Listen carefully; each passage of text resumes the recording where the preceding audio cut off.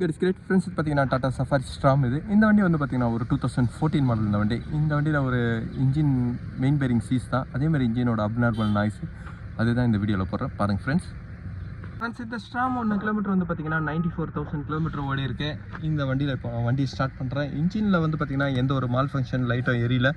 இப்போ வண்டி ஸ்டார்ட் பண்ணுறேன் ஃப்ரெண்ட்ஸ். ஒரு இன்ஜினில் வந்து பார்த்தீங்கன்னா இன்ஜினோட ஆயிலும் இருக்குது, அதே மாதிரி கூலண்ட்டும் வந்து பார்த்தீங்கன்னா அதில் இருக்குது. இருந்தாலும் இன்ஜின் வந்து சீஸ் ஆகுறது என்னும்போது வந்து பார்த்தீங்கன்னா அது வண்டியில் இருக்கிற பார்ட்ஸோட டேமேஜ் தான். இன்ஜினோட ஆயில் பம்போட சர்க்குலேஷனு, அதே மாதிரி ஆயில் ஃபில்ட்ரு, இந்த மாதிரி ஏதாவது ஒரு பார்ட்டு ப்ராப்ளம் இருக்கும்பொழுது வந்து பார்த்தீங்கன்னா அந்த இன்ஜினும் சீஸ் ஆகும். இந்த இன்ஜினில் வந்து பார்த்தீங்கன்னா இப்போ தான் அவங்க டைமிங் பெல்ட் கட் ஆனதுக்கப்புறம் எல்லா ஒர்க்கும் பண்ணியிருக்காங்க. ஹெட்டெல்லாம் சர்வீஸ் பண்ணி போட்டிருக்காங்க. ஸ்லாஷ் அட்ஜஸ்ட் எல்லாமே வந்து பார்த்தீங்கன்னா அவங்க சேஞ்ச் பண்ணியிருக்காங்க.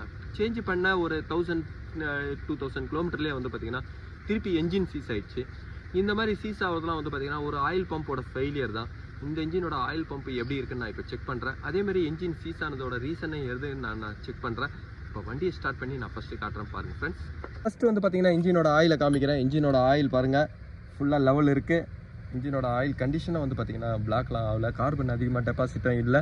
கார்பன் டெபாசிட்டு ஸ்லெட்ஜ் அதிகமாகுது. அந்த மாதிரி இருக்கும்போது வந்து பார்த்தீங்கன்னா ஆயில் பம்ப் உங்களுக்கு ஃபெயிலியர் ஆகும். அப்படி இருந்தால் வந்து பார்த்தீங்கன்னா இந்த இன்ஜின் சீஸ் ஆகிட்டு. இப்போ நான் வண்டியை ஸ்டார்ட் பண்ணுறேன்.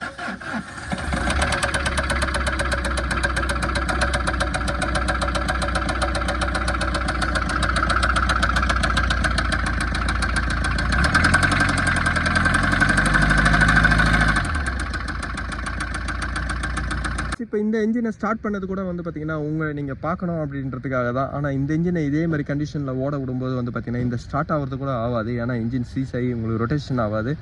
இப்போ இந்த இன்ஜினை வந்து பார்த்தீங்கன்னா நான் டிஸ்மேண்டிங் பண்ணுறேன். ஃபஸ்ட்டு வந்து பார்த்தீங்கன்னா கியர் பாக்ஸை செப்பரேட்டாக நான் ரிமூவ் பண்ணுறேன்.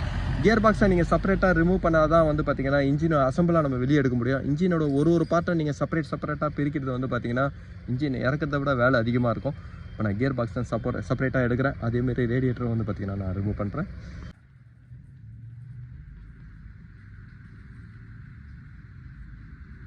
ஃப்ரெண்ட்ஸ், இந்த ஸ்டாமோட இன்ஜினை வந்து பார்த்தீங்கன்னா நான் டவுன் பண்ணிட்டேன். இதில் வந்து பார்த்தீங்கன்னா எட்டு இப்போ தான் அவங்க ஒர்க் பண்ணியிருந்தாங்க.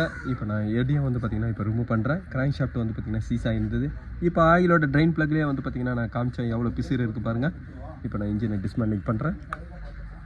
இந்த சஃபாரி 2.2ல மெயினான பார்ட்ஸ் வந்து பார்த்தீங்கன்னா இந்த இன்டாக்கோட ஸ்வில் ஃப்ளாப் தான். இந்த ஸ்வில் ஃப்ளாப்போட அக்சிலேட்டர் மோட்டர் வந்து பார்த்தீங்கன்னா உங்களுக்கு டேமேஜ் ஆகிடுச்சுனாவே இந்த இன்டாக் மேனிஃபோல்டோட உங்களுக்கு காஸ்ட்லியாக தான் இருக்கும்.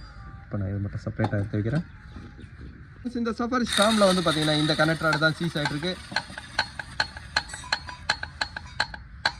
ஃப்ரெண்ட்ஸ், என்ஜினோட ஆயில் சர்க்குலேஷன் வந்து பார்த்தீங்கன்னா மெயின் ஷாஃப்ட்டுக்கு எப்போவுமே உங்களுக்கு இருக்கும். மெயின் ஷாஃப்ட்டில் தான் வந்து பார்த்தீங்கன்னா கனெக்டர் ஆடுக்கு வந்து போவோம். மெயின் ஷாஃப்ட்டில் ஆயிலோட சர்க்குலேஷன் இல்லைன்னும் போது வந்து பார்த்தீங்கன்னா ஃபஸ்ட்டு கனெக்டர் ஆடு தான் சீஸ் ஆகும். கனெக்டர் ஆடு தான் சீஸ் ஆகிட்டுருக்கு. இந்த சஃபாரி ஸ்டாம் இன்ஜினை பார்த்தீங்கன்னா ஃபுல்லாக டிஸ்மேண்டிங் பண்ணிட்டேன். இதோட கம்ப்ளைண்ட் இந்த கனெக்டர் ஆடு தான். இந்த கனெக்டர் ஆடோட பின்னு உங்களுக்கு தேஞ்சு போனதுனால தான் வந்து பார்த்தீங்கன்னா இன்ஜின் சீஸ் ஆகிருந்தது. அதே மாதிரி இதோட கனெக்டர் ஆடும். ஃப்ரெண்ட்ஸ், இதோட கனெக்டர் ஆடும் பாருங்கள் உள்ள எவ்வளோ தூரம் தேஞ்சிட்ருக்கு.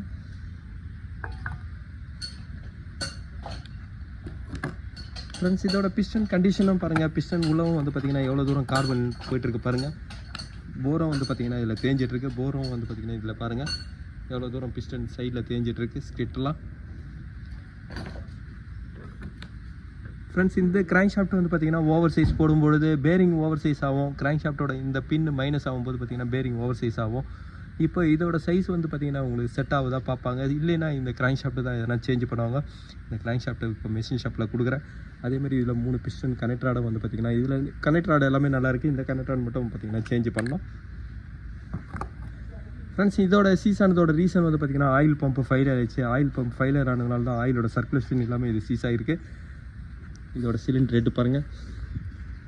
ஃப்ரெண்ட்ஸ், இந்த சிலிண்டர் ஹெட்டெல்லாம் வந்து பார்த்திங்கன்னா இப்போ தான் அவங்க வேலை பார்த்துருக்காங்க. ஏன்னா சிலிண்டர் வந்து பார்த்திங்கன்னா டைமிங் பெல்ட் உங்களுக்கு கட் ஆகிருந்தது. அதனால் ஹெட்டெல்லாம் வந்து பார்த்திங்கன்னா சர்வீஸ் பண்ணியிருக்காங்க.